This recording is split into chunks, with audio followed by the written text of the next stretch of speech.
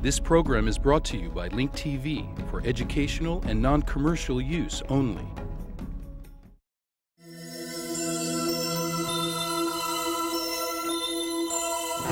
Mosaic, a daily news program from Link TV, presents a selection of news reports from independent and state-controlled broadcasters from throughout the Middle East.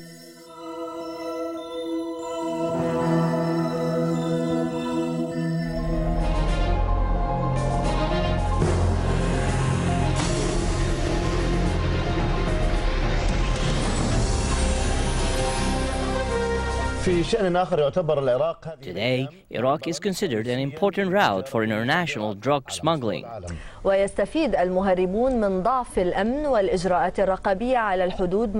smugglers use the lack of security and the lax security measures at the borders with Iran to smuggle thousands of tons of drugs from Afghanistan through the Iranian territories. Al Jazeera visited some of the smuggling routes. في وضح النهار وبما تيسر من سلاح ووسائل نقل متاحة ينشط. In the middle of the sunlight, drug smugglers are actively transporting drugs to southern Iraq, which has become an important route for international drug trafficking. The Iraqi city of Amara, near the Iranian border, has increasingly become an important route for drug trafficking from Iranian territories. حيث تمتد الأهوار لتصل إلى الداخل الإيراني. فالمعروف أن رحلة البضائع المخدرة. The trip of drug smuggling starts in Afghanistan, where 200 tons of drugs are produced every year. About 2,500 tons are smuggled through Iran. Drug smugglers smuggle about 1,500 tons through Iraq, and the rest, which is about 1,000 tons, is smuggled to the Gulf and Europe. يجري تهريبه باتجاه وجهتين أساسيتين هما الخليج وأوروبا. Smugglers make their way through quagmires in order to make profits. According to the UN, the profit margin is high, especially when considering the low cost of drugs in Afghanistan. The lack of border patrols on the Iran-Iraq border is one of the key factors that makes the job of drug smugglers easy. The situation is bad. As you know, it's tragic. Sometimes there are 4 boats crossing at the same time. How can one patrol unit catch up with them? This is impossible. The situation was different under Saddam's rule. Drug trafficking increased after the fall of the previous regime. Organizations concerned with combating drug trafficking said that drug trafficking has become a big problem for Iraq. Unfortunately, Iraq is now considered one of the countries that export drugs in huge quantities. Regrettably, throughout the last few years, smuggling has become more organized and the smuggled quantities have become larger. Drug traffickers are trained to use weapons and they usually succeed in recruiting the unemployed. I'm 40 years old. I have a wife and 5 children. I do not have a job. The drug traffickers in Iraq do not have to go through complicated routes like they do in many other countries. In addition, the trafficking is taking place at a time when the Iraqi government is preoccupied with the lack of security.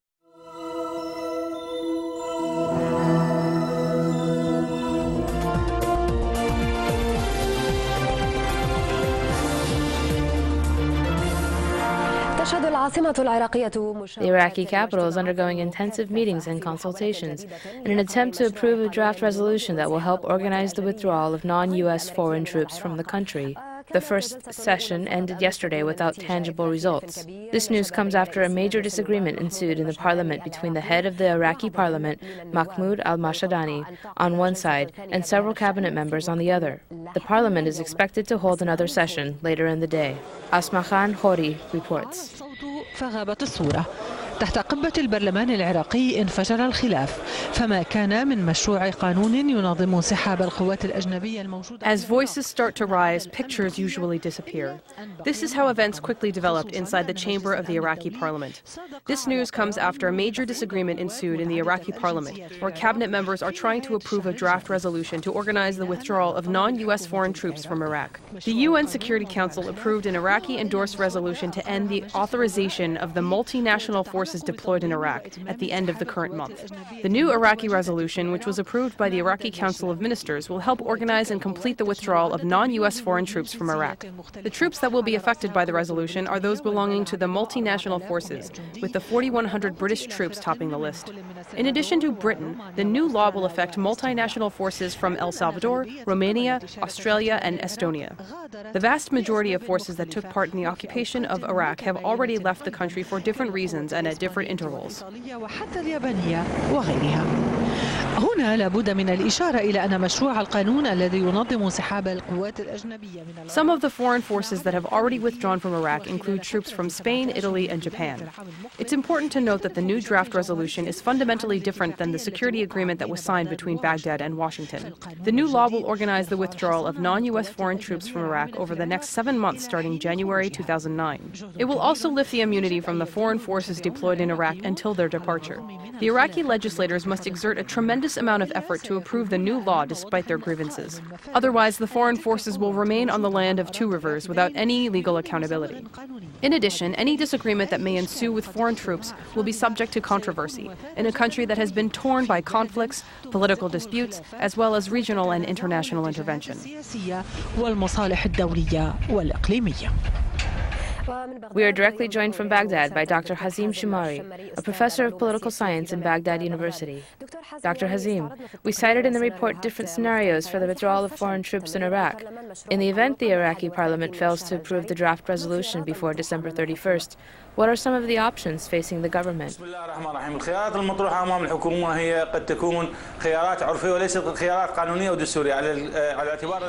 In the name of God, the most merciful, the most compassionate, the options facing the government will be based on tribal laws rather than based on the Constitution.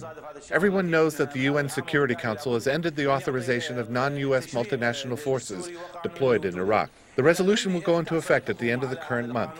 Therefore, the Iraqi parliament must draft a new law to authorize the presence of foreign forces in Iraq. If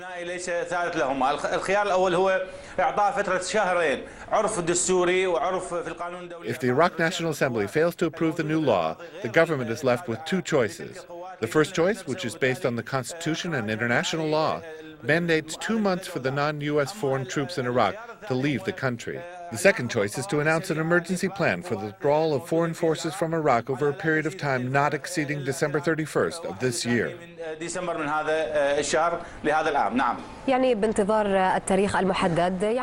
After the withdrawal of the non-U.S. foreign troops from Iraq, will the Iraqi forces, along with the U.S. troops, be able to carry out their security duties?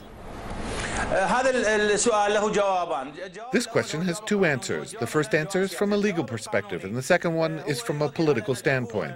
In the first scenario, the Iraqi government is stressing that it is able to maintain security on the ground. Through government-run security operations, the Iraqi army, intelligence, and security forces were able to gain combat experience and knowledge on the ground.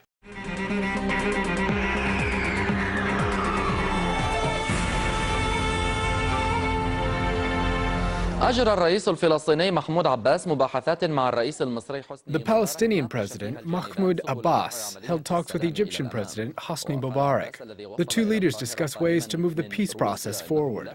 Abbas, who arrived in Cairo coming from Russia, said the Egyptian officials were willing to help revive their inter-Palestinian dialogue. He further said that Egypt is the only country that is able to sponsor this national dialogue. Abbas denounced any Israeli attacks on Gaza and also rejected the launching of missiles from the Gaza Strip. We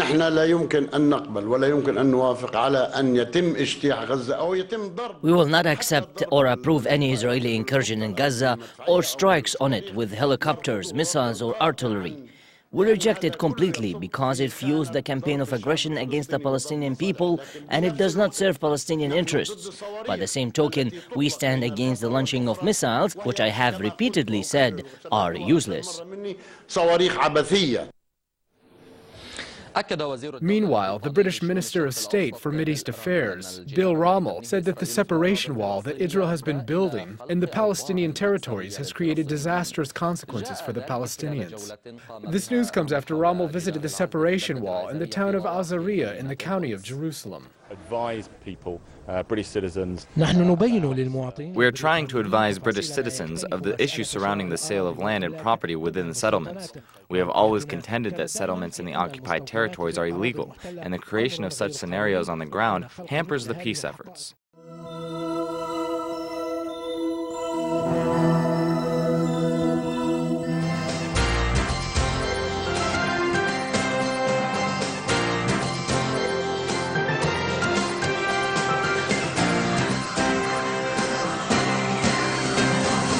Not such a happy holiday in the Western Negev. Terrorists fired 4 Qassam rockets into the Western Negev today. No damage, no injuries reported. Today's attacks come despite a Hamas promise at Egypt's request to hold off rocket strikes for 24 hours.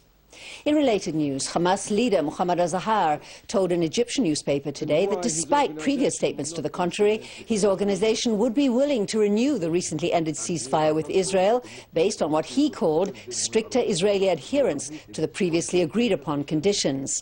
Zahar demanded that Israel allow regular food and energy supplies into Gaza and a halt to all Israeli military actions in the territories.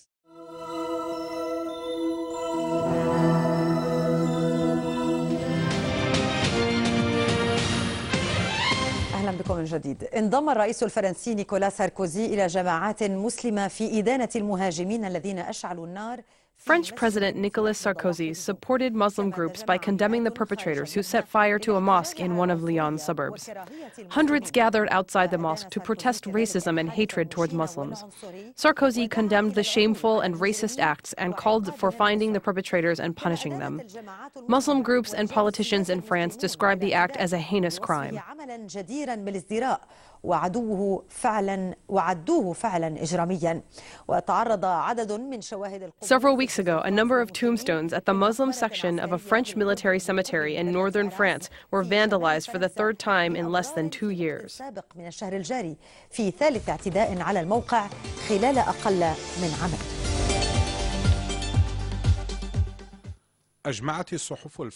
Today's French newspapers agreed that hate crimes against Muslims have increased in France and described the burning of the mosque in the Lyon suburb of St. Priest as attacks against freedom of religion. An investigation must be launched to find the suspects who set fire to the mosque. What we need to do is cooperate so we can find the perpetrators. Setting fire to St. Priest's Mosque generated widespread condemnation, as was evident in multiple protests, which included more than 1,500 French Muslims in the area, as well as non-Muslim French citizens and officials. We need to be careful and alert. The perpetrators must be arrested and brought to justice. France's Interior Minister, Michel Alliot-Marie, said that all means will be used to uncover the perpetrators as soon as possible. I do not think that the French officials have taken the necessary measures to prevent such acts from repeating. This does not happen with other religions. The media has given the subject a great deal of attention, and it has therefore gained a great deal of interest from politicians.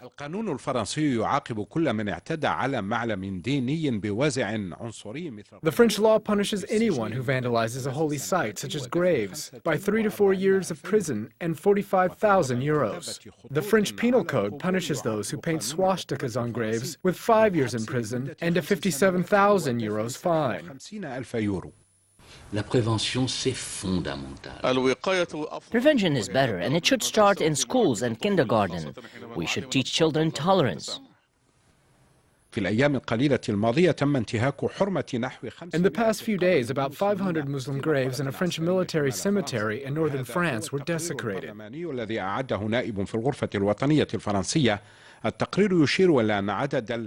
According to a parliamentary report, there were only 4 attacks between January and September 2008.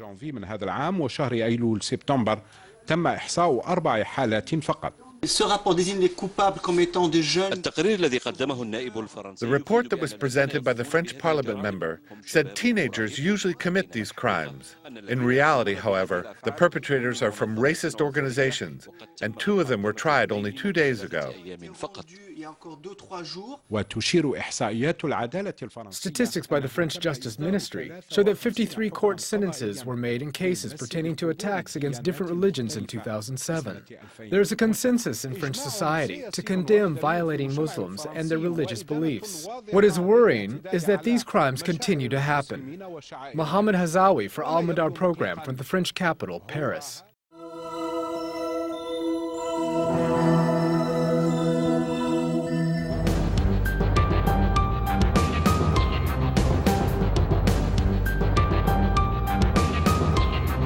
نجدد التحية.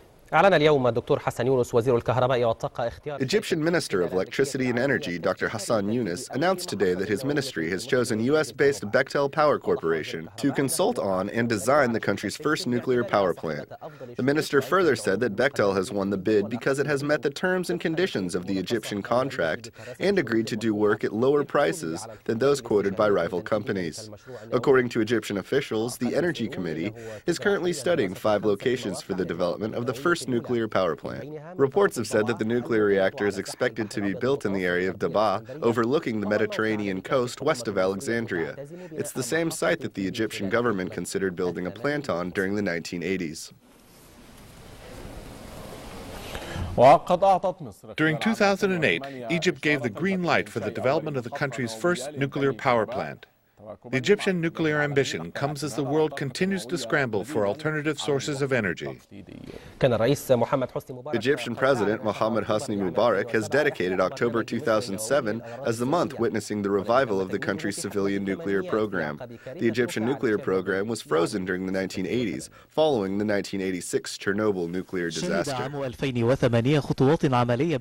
The year 2008 has witnessed serious steps on the road leading to the development of a nuclear power plant in Egypt. This news comes after Egyptian President Hosni Mubarak took a historic decision to revive the country's nuclear power program. Nuclear energy, which is considered to be a renewable source of energy, will play an important role in the development of economic programs.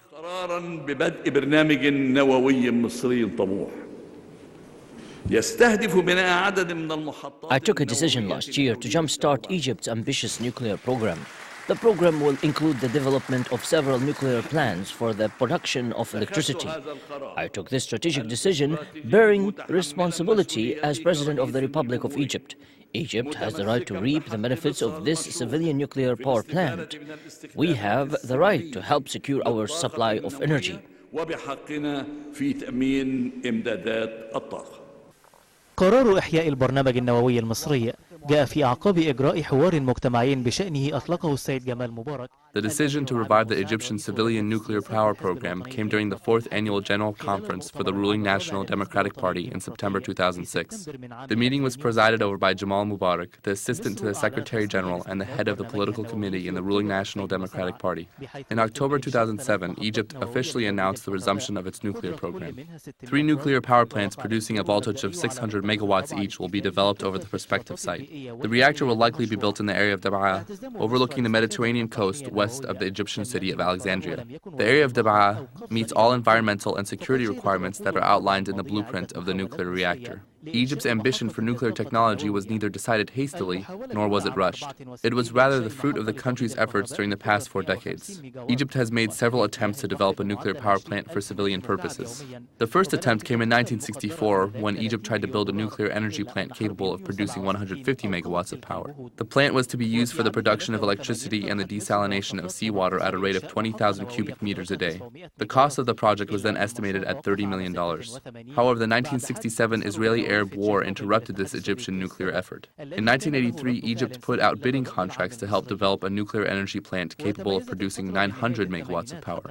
However, the project was frozen after the nuclear leak accident in the Chernobyl nuclear reactor in the former Soviet Union. The accident stirred negative reactions among the Egyptian public opinion.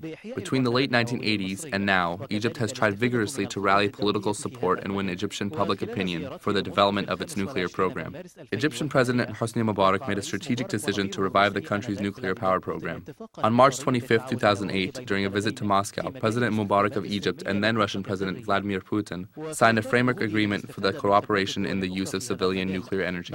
In addition, President Mubarak and his French counterpart Nicolas Sarkozy invited French companies to help develop nuclear power plants in Egypt, an important gesture considering that France has nearly 58 nuclear power plants.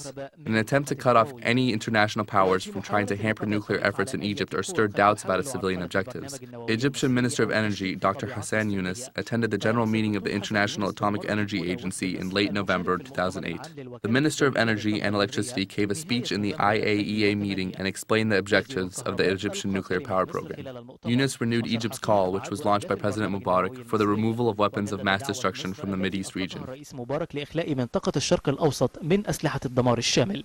تناقشنا في التعاون بين الوكالة وبين مصر في مجال إنشاء. We discussed the issue of cooperation between the IAEA and Egypt in the development of the first nuclear program in Egypt. We agreed to form an independent committee to oversee issues of nuclear safety. Today, we are seeking to assemble and equip nuclear manpower. وفي إطار متابعته للخطوات العملية للبرنامج. On December 4, 2008, President Mubarak held a ministerial meeting to discuss the country's nuclear power program and its operation through 2027. During the meeting, President Mubarak stressed the importance of implementing the civilian nuclear project, which will be used to produce energy as well as develop new power plants. Mubarak also stressed the importance of taking all necessary measures to help assemble and prepare nuclear manpower and train workers inside and outside the country. In addition, Mubarak said they must form a nuclear safety commission in order to help protect the well-being and independence of nuclear power plants. Meanwhile, Egyptians are hoping that the year 2009 will witness serious measures aimed at developing the country's first nuclear power plant for the production of electricity and the desalination of seawater. This will help efforts of development in the country as well as help Egypt become a member of the world's nuclear club, among other developed nations.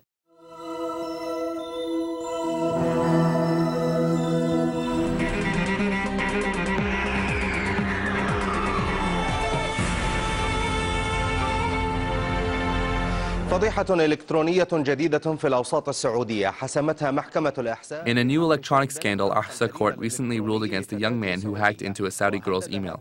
He threatened to scandalize her and publish her photos. The accusation against the young man was verified after he confessed the details of the incident. The punishment included jail time and lashes. حكم نطقت به محكمة سعودية بحق شاب اخترق البريد الإلكتروني لفتاة. The Saudi court sentenced the young man who hacked the email of the Saudi girl. He then went on to harass her and threatened to publish her pictures and reveal her secret identity. The family of the victim went to the judge, who ordered the young man to be arrested after he confessed his crime. Investigations were conducted by the investigation agency and the prosecutor general. حاول الشاب التستر باسم الدين لتحويل التهمة إلى تصرف نبيل بعد أن ادعى. The young man tried to use religion as a cover to make his crimes look legitimate after he claimed during the investigations that he was just trying to correct the young girl's ways out of fear for her. However, his version of the story did not fool the court on the basis that those who want reform need not use illegitimate measures. The young man was sentenced to 1 year and 10 months in jail in addition to 200 lashes. He also has to pay a fine of 50,000 Saudi riyals. 50,000 ريال سعودي. وذلك بعد أن نطق رئيس المحكمة الجزئية في. This ruling came after the head of the Asa Criminal Court, Sheikh Abdul Latif Al-Khatib, read the sentence at the first hearing, where the case met all the conditions, according to the third paragraph of the third article of the law combating information crime. Despite the rarity of this kind of crime, victims have resorted to using the courts, and they have not surrendered nor feared the threats of reckless youths. This case ended in a positive manner, and the victims' rights were restored. Jude Mohammed Al Arabiya.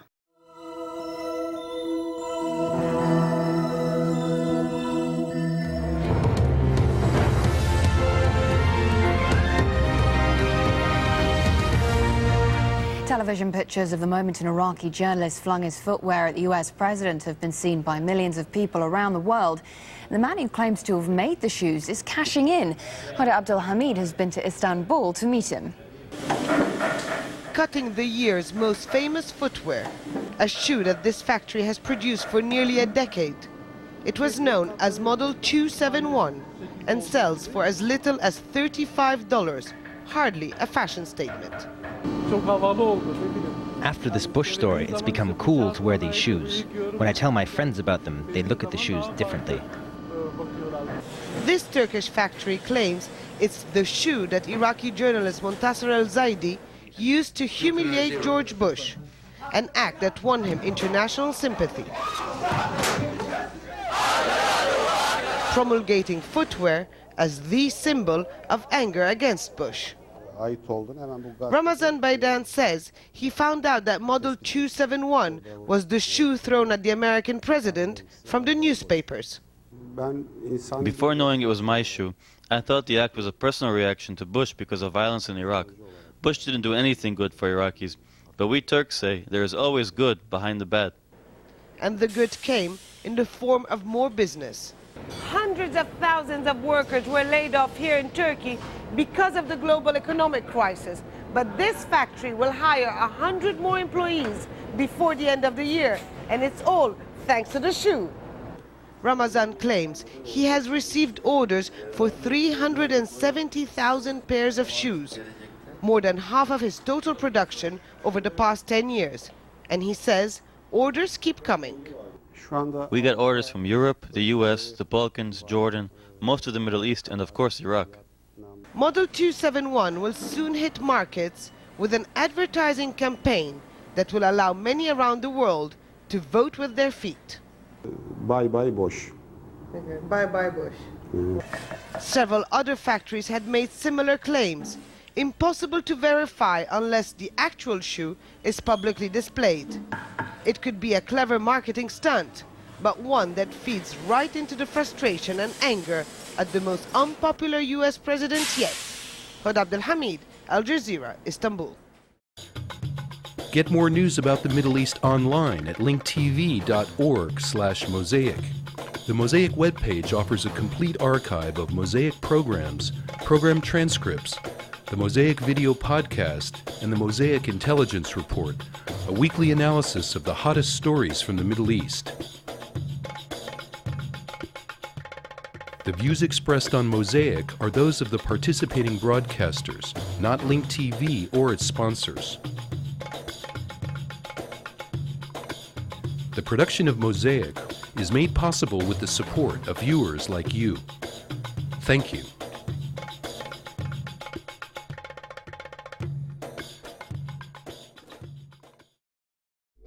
This program was brought to you by Link TV for educational and non-commercial use only.